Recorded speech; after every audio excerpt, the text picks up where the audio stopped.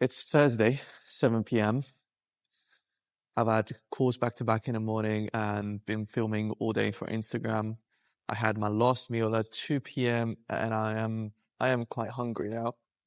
I need to train shoulders, which I'm still quite limited in terms of what I can do with it because of another injury.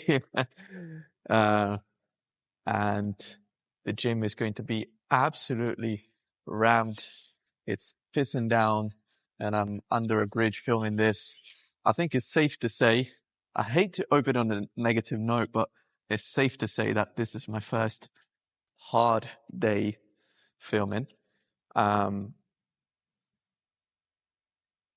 I thought if I don't film today, I'm going to find an excuse every time there's a situation like this. And it's probably going to be fairly often, I'm not going to lie. So yeah, hopefully I'm going to be able to film enough of my workout.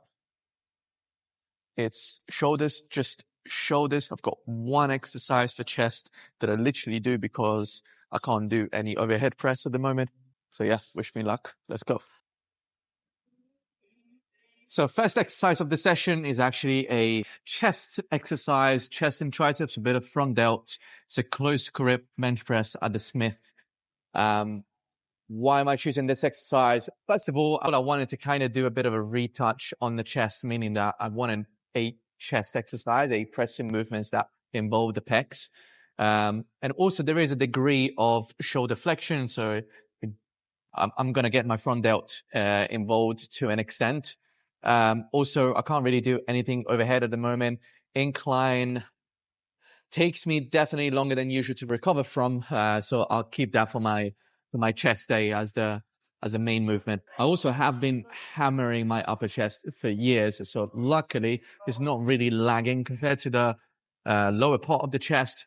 This allows me to not necessarily having to focus on it primarily every single push session, which is kind of nice, to be honest. It gives me the freedom to do a different kind of movement like this. Also, it is fairly enjoyable. And more than anything, it just doesn't hurt my shoulder, which is really amazing.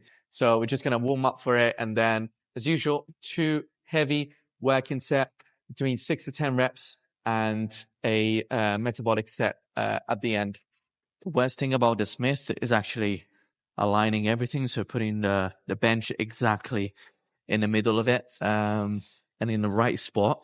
What I normally do is just bring in the bar all the way down. This allows me to have a look at the lines on the bar and just adjust the bench accordingly a bit better. And place it more evenly in the middle. But sometimes the lines of the Smith on the bar, the lines on the bar are not even in the middle themselves. So it makes it a bit trickier. Sometimes you just got to go with the feel, to be honest. But I do know this Smith machine. I've been using it a couple of months and I know where to place the bench. So this is the perks of training in the same place all the time and knowing the equipment that you're using. This is why the repetition of the same exercises week after week helps massively in terms of the connection with the exercises and learning the how to position yourself, the right angles, where to push from, where to feed it, and just making the whole thing a lot more efficient and effective. I get asked a lot about my intro workout shake, which I normally just put in a bottle. It's actually just some cyclodextrin, which is essentially carbohydrates. They're very quick to absorb and digest, literally about 30 seconds. So they're really, really useful to enhance performance or just in general when you're having really long sessions. I also have some EAAs in here and some creatine. And that's been my intro workout shake since ever. I obviously reduce the amount of carbs while I'm cutting, but I make sure to always have it even when I'm deep into a calorie deficit, or even if I was to prep for a show. Since we always want to prioritize performance, it's good to have anything that can help push even that extra 1-2%. Okay, first working set. I'm expecting at least 8 reps on this. What do we have here? Music-wise, I'll go for some good old 30 Seconds to Mars, The Kill. That's a track you never go wrong with. Like 30 Seconds to Mars recorded a lot of bad stuff, a lot of bad songs. But this album in particular, The Kill, I think there's a few tracks in this album and the following one, This Is War, that are just absolute bangers. So gonna go for that today.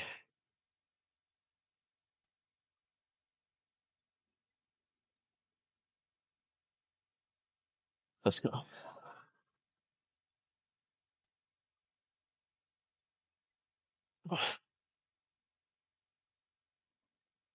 I'm training without a spotter.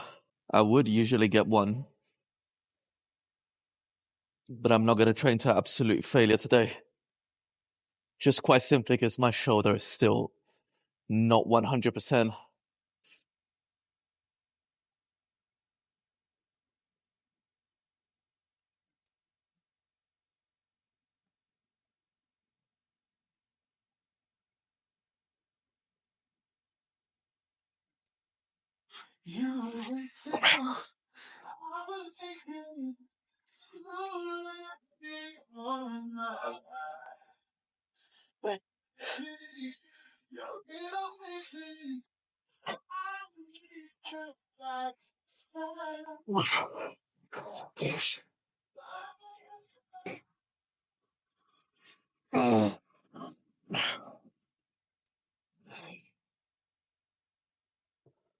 Probably had one more with a spotter. Also gripped it badly. Don't know if I caught that in the video, but I had to kind of readjust the grip. That's the worst thing, man. When you grip it, you want to make sure that it's a solid grip. Obviously, the Smith is slightly safer than a normal barbell, but especially if you use a suicide grip, which I do with my presses. I'm not saying it's the way to do it. In fact, I don't usually advise on using the suicide grip, which is basically, in case you don't know, it's when you put the thumb under the bar, not around the bar. It just gives me a much better connection with my chest. Personally, I don't know that it does for a lot of people, but yeah, it's obviously not the safest. And you could be using some chalk. I know a lot of the big guys use chalk even for pressing movements, but yeah, you got to make sure that the grip is well solid and it's well placed as well, so that the whole exercise feels good as you're doing it. So we're starting with the first shoulder exercise. Literally the whole session is just going to be, the rest of the session is all going to be side delts and rear delts, all different movements that I'm stimulating the delts at different length states. There's some guy making a lot of noises. Do you know what? I was actually talking to a client of mine about this, because I know that some gyms have a policy on how loud you are. You know, leave aside slamming the weights, which is, you know, in most case scenarios wrong. You know, if you finish a set, there's no need to slam the weights, even though I do think that it depends. Like, for instance, if you're doing a really heavy dumbbell bench press set and you're just done with it and you went to absolute failure, you're going to have to drop them. There's no way that you can kind of bring the elbows in and just balance the dumbbells and put them back on your knees. I mean, you can, but obviously for that, you're going to be saving energy, which is obviously counterproductive when you're training to absolute failure. But making noises, I'm not sure about that one, you know. I usually don't really mind, like even the guy, you know, screaming right now. I don't even know if you can hear it through the mic, especially after the noise cancellation, but yeah, just making some funny noises is really having a lot of fun with those dumbbells. But, you know, I usually don't mind, especially since, you know, while I'm training, I'm listening to my own music. I've got headphones on, and even if it was the case that I wasn't listening to music, it wouldn't really bother me. Like when I'm training, I'm focused on what I'm doing, and I'm focused on expressing as much intensity as possible, connecting to the movement. So why would I care if other people are making noises? And I'm not gonna lie, me myself, I am fairly vocal. You haven't heard it so far, but when it comes to some exercises like a hack squat or a heavy leg press, especially on leg day, I tend to be quite vocal. Nothing crazy, of course, but I think having a policy of how loud you can scream, I don't know how rightful that is. But let me know what you think, because I know that a lot of people have different opinions about this, and you know, fair enough. If I was training a client and someone was screaming in the background, especially if I'm explaining something quite technical, it's going to take the focus out of what we're doing. But at the same time, if someone is training hard and can't help themselves, I personally don't think there's anything wrong with that. But let me know what you think. Anyway, so we'll go for a final warm-up set here. Actually, might not be the final one, but let's see how it feels. I haven't actually done this machine in a while, because it usually hurts too bad. Feels fine, actually. It's pretty good. Let's see if we can push it a bit more with the load. Go back to a similar way I used to do on this. I used to love this machine. One of my favorites. There's a reason why. Because the weight stack is in the middle. Every time you get a machine where the weight stack is on the side, it's very likely that the machine itself is going to be a bit unbalanced, meaning that one side is going to work slightly harder than the other one. So whenever you get a machine with a stack in the middle or two separate weight stacks on the side, that's when it's very likely to be a good machine. And this one definitely didn't disappoint the first time I tried it. And it's been one of my staple exercises for my shoulder routine up until I got injured a few months back. So pretty happy that I can do this today, and that I'm hopefully going to be able to add it back to my routine. Okay, so I'm going to do 3 double drop sets on this. First working set now. I should be able to keep the same top load for all 3 sets, especially since I'm not really stacking the machine or going even anywhere near as heavy as I was going just a few months back. Okay, big brace, big thoracic extension, pushing the shoulder down and pushing the elbows away from the body. These are really the key pointers I focus on when doing this. Having the weight, the pads on the elbows really gets basically 2 joints out of the equation. It gets the wrist out of the equation and the elbow itself. So this means that the weight that I'm lifting is directly being lifted solely by my side delts and obviously my upper traps as well. So it is a great machine. Let's go.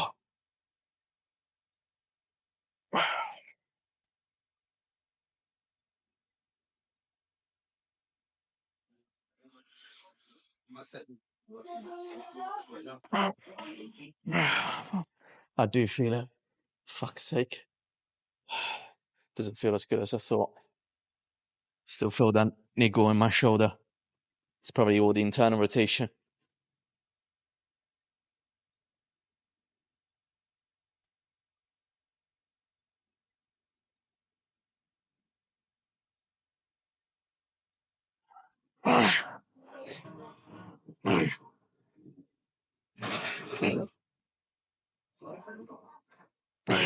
Few partials. I felt better for sure. Don't think I'm ready to load as much as I did.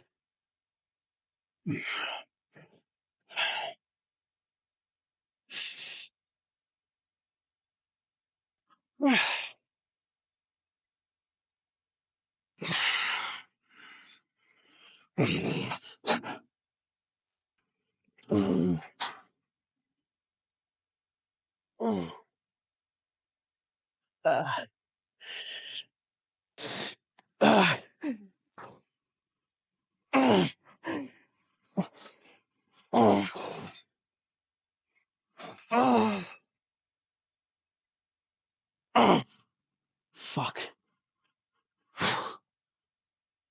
Ah, fuck. Those last two sets were better. The heavy one. Not ready yet. Not ready for that yet. Definitely overestimated what I could do. It's okay. Doesn't feel too bad.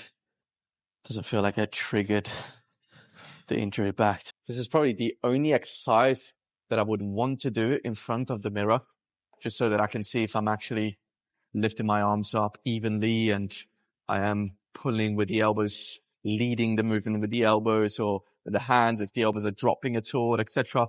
Memorizing how an exercise feels as opposed to what exercise looks like is a much more powerful way to create muscle memory, to be honest. But generally, this is probably the only exercise that I want to do in front of the mirror, or, at least it just really does help.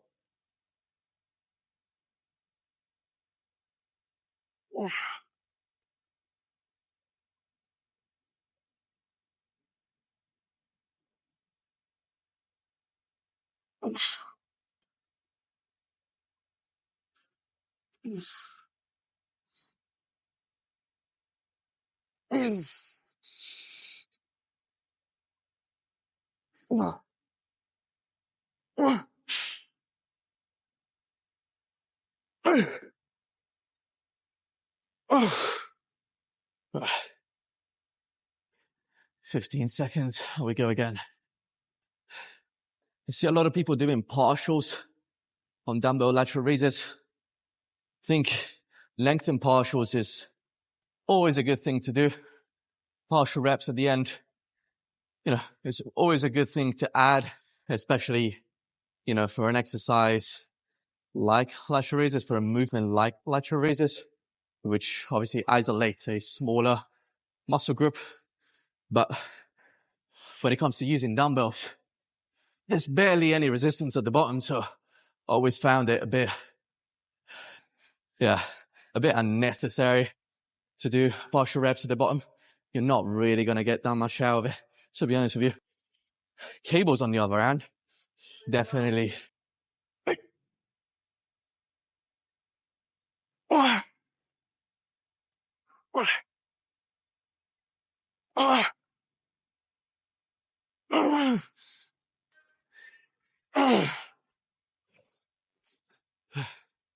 Quite a few reps there. Definitely took more than 15 seconds. Just talking to the camera. Yeah, gonna keep it a bit shorter.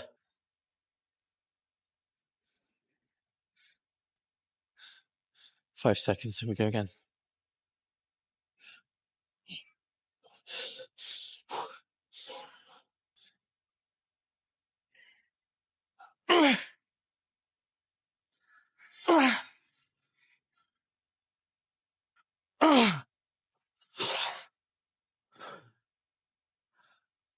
Fuck. Yeah, so on that final rep, I'd much rather just staying with it, pushing through it, just really trying to finish that rep, even if the weight doesn't move, as opposed to just bringing it down and doing partials with literally minimal resistance.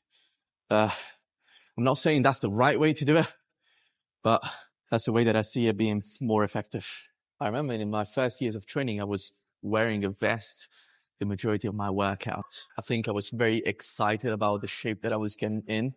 But in the last 2-3 years, I've been covering myself up more and more progressively, and it's incredibly rare that I just, that I decide to wear a vest while training.